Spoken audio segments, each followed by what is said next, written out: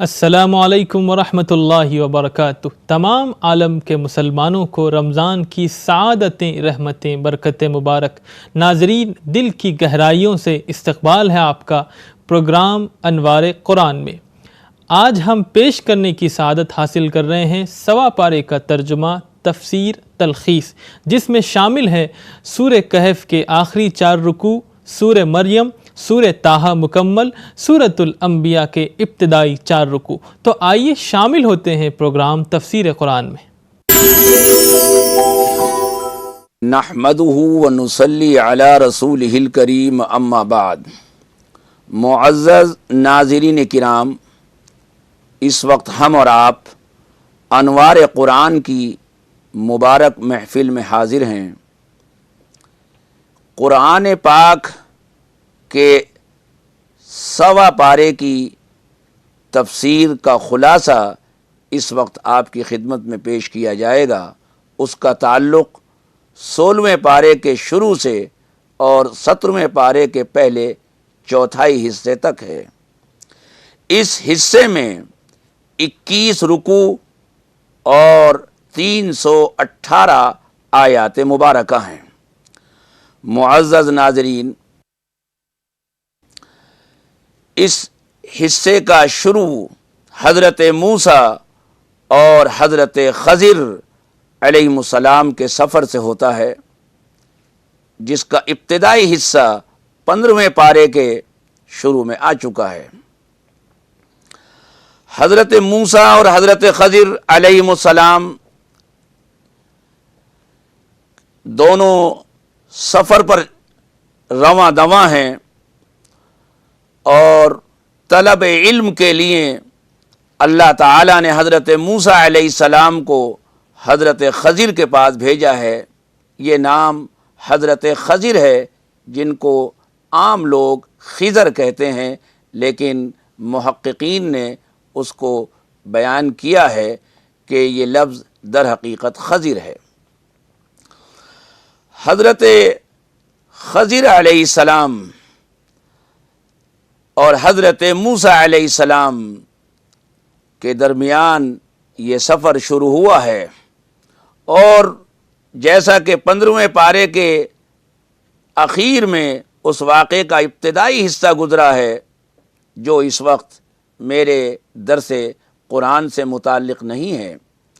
یہاں جو آیات مبارکہ ہیں اس میں تذکرہ ہے کہ حضرت موسیٰ اور حضرت خضر وہ دونوں چلے اور ایک بستی میں پہنچے۔ اس بستی والوں نے دونوں کی ضیافت کرنے سے انکار کر دیا۔ حضرت خضر نے وہاں دیکھا کہ اس بستی میں ایک دیوار ہے جو گرنے والی ہے۔ حضرت خضر نے اس کو اشارہ غیبی سے درست فرما دیا۔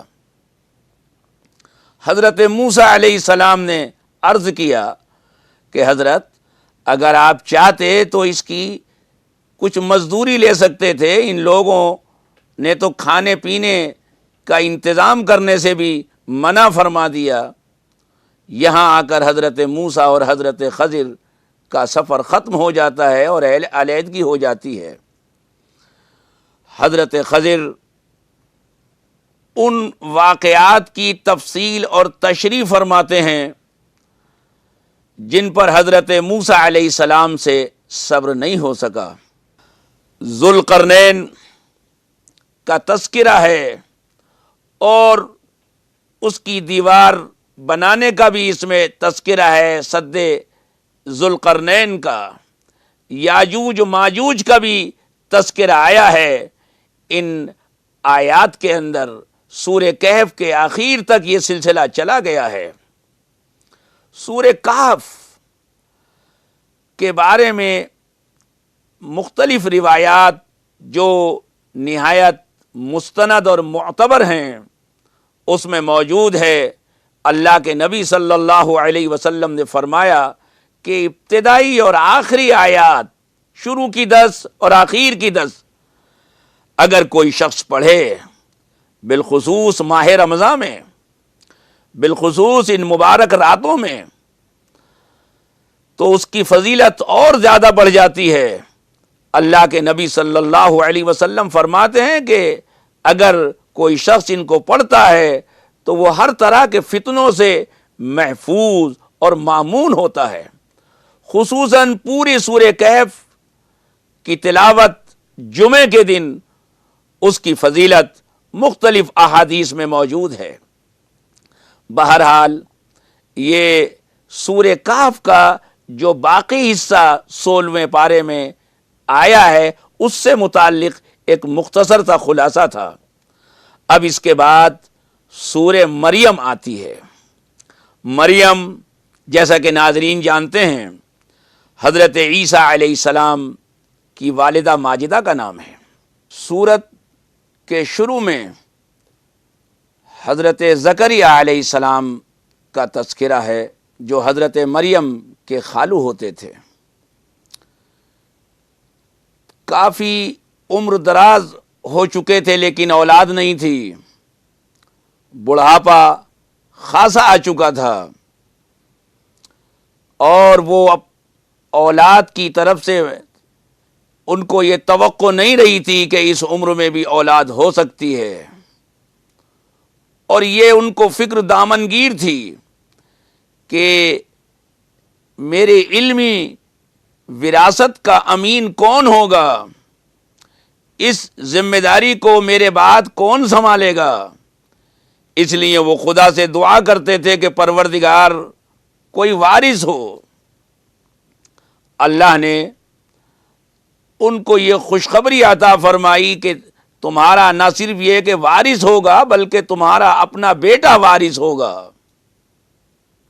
حضرت زکریا علیہ السلام کو بڑی حیرت ہوئی اور کہا کہ انی وہن العظم منی واشتعل الراس شیبا، بڑھاپا اس قدر میرے سوار ہو گیا ہے اور سر کے بال سفید ہو گئے ہیں، عمر خاصی ہو گئی ہے، اس کے باوجود میرے بیٹا ہوگا۔ اللہ نے کہا کہ ہاں، ہماری قدرت سے کوئی چیز باہر نہیں ہے۔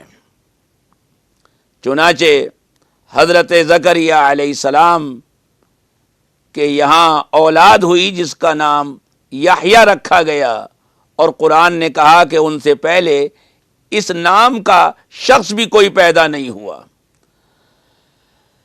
سمیع جس کو قرآن نے کہا ہے کہ اس نام کا کوئی شخص نہیں ہوا یا ان اوصاف کا حامل کوئی شخص نہیں ہوا، دونوں باتیں مفسرین نے بیان کی ہیں۔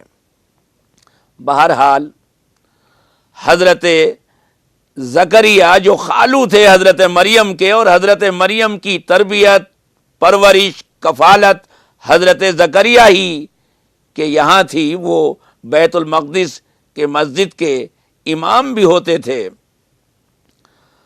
حضرت مریم جو حضرت عیسیٰ علیہ السلام کی والدہ ماجدہ کا نام ہے، اور ان کی تربیت بھی اللہ کی طرف سے خصوصی انداز میں ہوئی ہے۔ حضرت زکریا دیکھتے تھے کہ بے موسم کے پھل آ رہے ہیں، اور یہی دیکھ کر ان کے دل میں یہ تمنا ہوئی تھی کہ شاید بے موسم کے میرے یہاں اولاد بھی ہو سکتی ہے۔ بہرحال قرآن کہتا ہے کہ حضرت مریم کے پاس حضرت جبریل علیہ السلام ایک انسان کی شکل میں پہنچے، ایک جوان خوبرو حضرت جبریل علیہ السلام۔ حضرت مریم کا غالباً امتحان بھی مقصود تھا، ان کی عفت، ان کی پاک دامنی، وہ چہار طرف مشہور و معروف تھی۔ اللہ تعالی بغیر فرشتے کے انسانی شکل میں بھیجنے کے بھی وہ عمل کرا سکتا تھا، لیکن شاید جیسا کہ مفسرین لکھتے ہیں کہ حضرت مریم کا امتحان بھی مقصود تھا۔ ایک نوجوان خوبرو، ایک گبرو، ایک انسان سامنے کھڑا ہوا دیکھا تو حضرت مریم نے کہا کہ میں تم سے پناہ مانگتی ہوں، مجھے کسی انسان نے ہاتھ نہیں لگایا، تم کون ہو؟ کہا میں فرشتہ ہوں، اور یہ بشارت لے کر آیا ہوں کہ تمہارے یہاں بیٹا ہوگا اور بغیر باپ کے بیٹا ہوگا۔ حضرت مریم نے یہ سنا تو بڑی حیرت ہوئی اور کہا کہ مجھے تو کسی انسان نے ہاتھ تک نہیں لگایا ہے، چہ جائے کہ اس سے آگے بڑھ کر کوئی معاملہ ہو۔ کہا کہ ہاں، اللہ کی قدرت سے کوئی چیز باہر نہیں۔ بہرحال اس سورہ مریم میں حضرت مریم کا حاملہ ہونا، پھر حضرت عیسیٰ کی پیدائش، یہ تمام تذکرہ تفصیل کے ساتھ موجود ہے۔ جب حضرت مریم کے یہاں حضرت عیسیٰ کی پیدائش ہوئی اور وہ دور دراز مقام پر چلی گئیں، ایک عجیب کیفیت تھی۔ لوگ کیا کہیں گے؟ بیٹا پیدا ہو گیا جس کا کوئی باپ نہیں، اور بیٹا ہو جائے۔ وہ خود ان کا مقولہ قرآن نے ذکر کیا ہے کہ ان کی زبان سے یہ نکلا کہ کاش کہ میں پیدا نہ ہوئی ہوتی، اس شرمندگی سے بچ جاتی۔ لیکن اللہ کی حکمت اور اللہ کی مصلحت اللہ ہی جانتا ہے۔ بہرحال حضرت عیسیٰ پیدا ہوئے، حضرت عیسیٰ کو لے کر وہ آئیں۔ لوگوں نے کہا کہ یا اخت ہارون، ہارون کی بہن، یہ کیا لے کر آ رہی ہو؟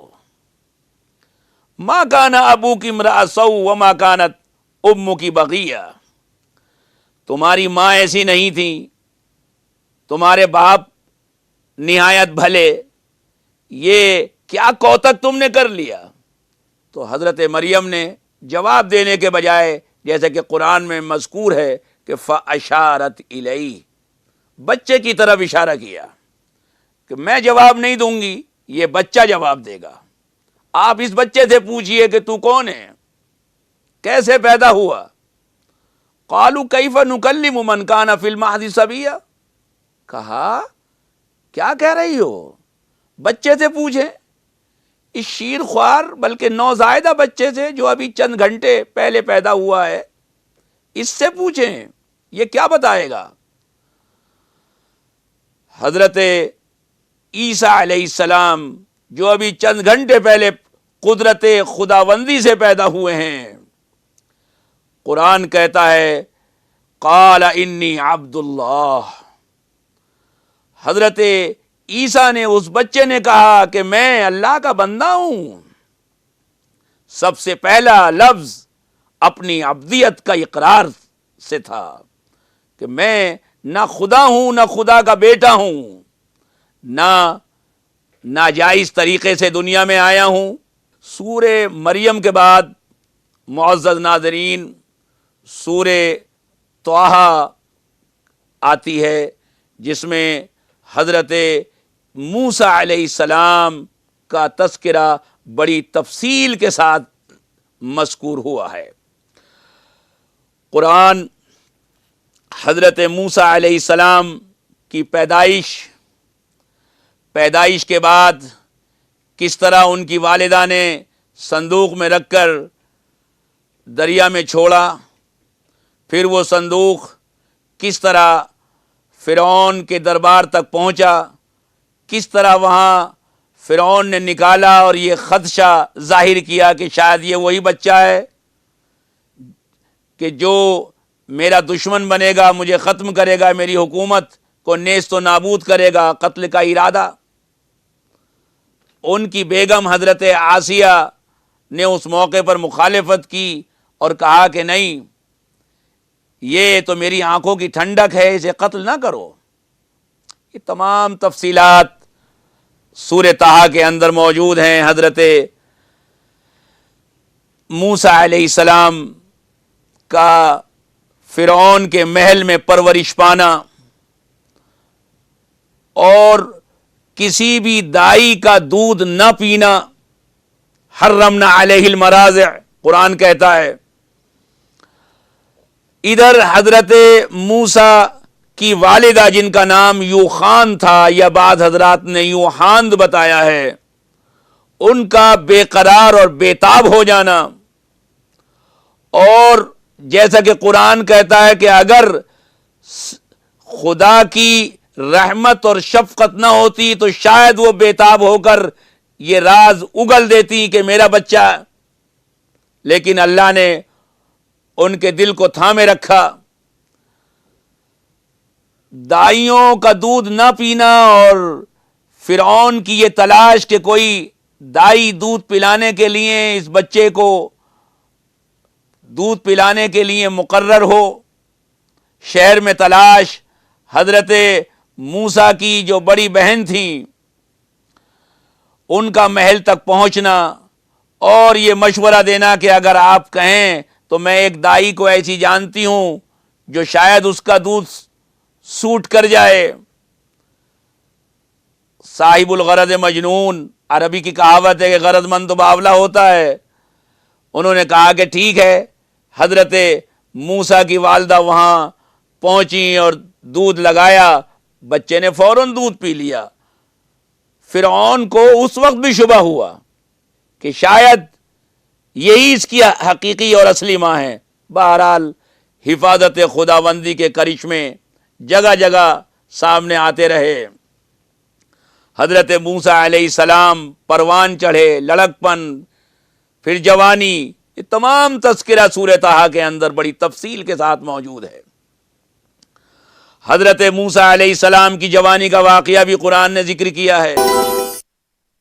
حضرت موسیٰ شہر، اور نہ صرف شہر بلکہ ملک سے نکلے، پھر مدین میں 10 سال تک رہے، وہاں سے واپس ہوئے، اور وہاں سے واپس آ کر ابھی راستے میں تھے، اپنی بیوی کو لے کر جا رہے تھے کہ وہاں اللہ نے نہ صرف یہ کہ نبوت عطا فرمائی بلکہ معجزات بھی عطا فرمائے۔ ید بیضا اور عصا کا سانپ اور اژدہا بننے کا معجزہ وہیں آپ کو حاصل ہوا۔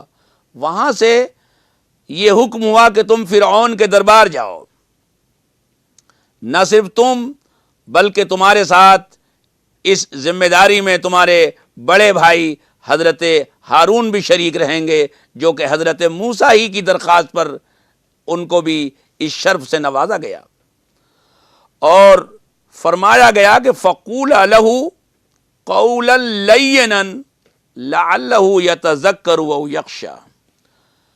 فرعون سے نرمی کے ساتھ بات کرنا۔ قول لین کی تشریح اور تفسیر میں مفسرین نے بہت سے اقوال ذکر کیے ہیں۔ بہرحال یہ تمام تفصیلات سورہ طٰہٰ کے اندر موجود ہیں، اور اس کے بعد سورہ انبیاء آتی ہے جس میں مختلف انبیاء علیہ السلام کا تذکرہ ہے۔ ان مختلف پیغمبروں میں تفصیلات کا ظاہر ہے کہ یہ موقع نہیں ہے۔ تذکرے کے بعد اخیر میں توحید پر یہ مضمون ختم ہوتا ہے سورہ انبیاء کا۔ اللہ کی وحدانیت، اللہ کی یکتائی کا تذکرہ۔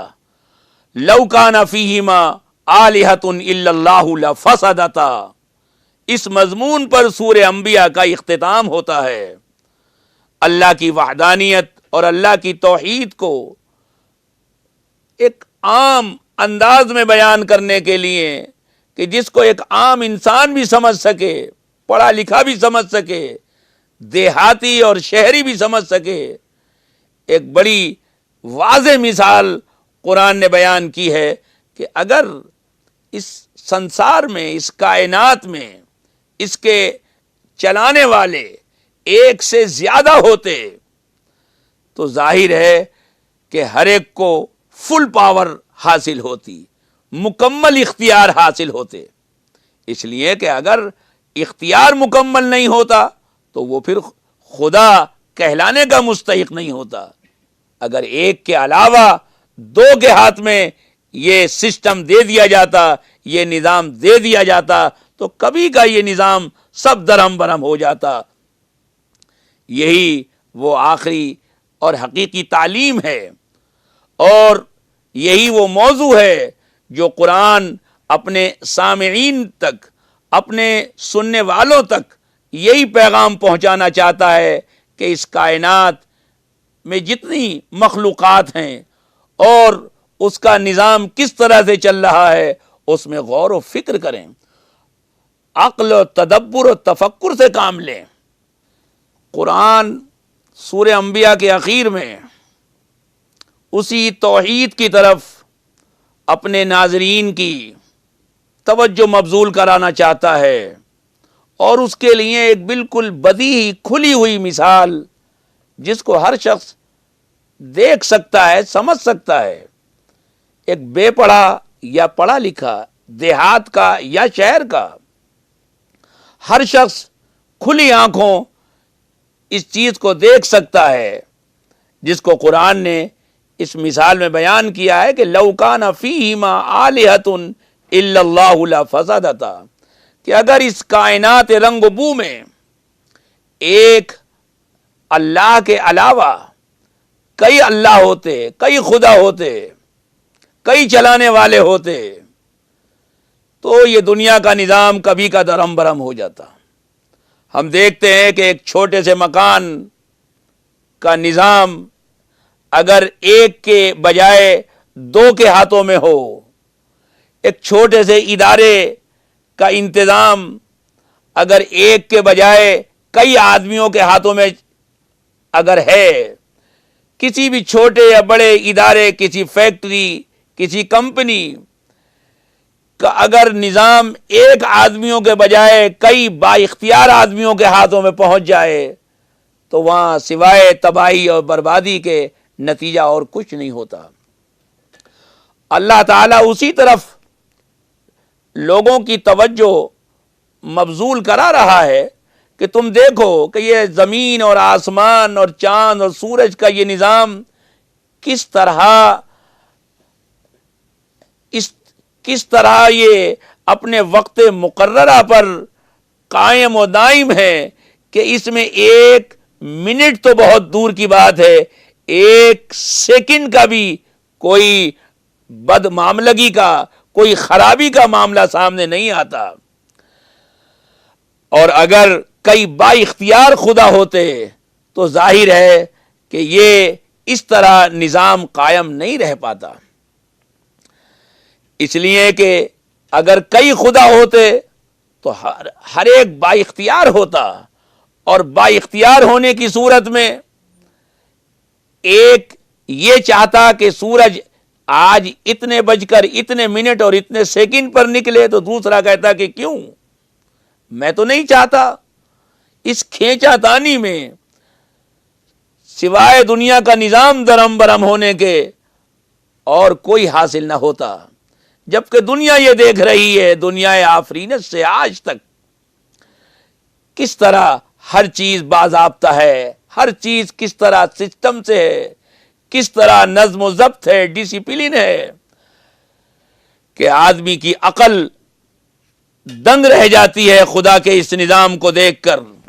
یہی وہ پیغام ہے جو قرآن دینا چاہتا ہے، توحید کا، اپنی وحدانیت کا۔ اور ناظرین، اسی پر آج کا ہمارا سوا پارہ مکمل ہوتا ہے۔ وآخر دعوانا ان الحمد للہ رب العالمین۔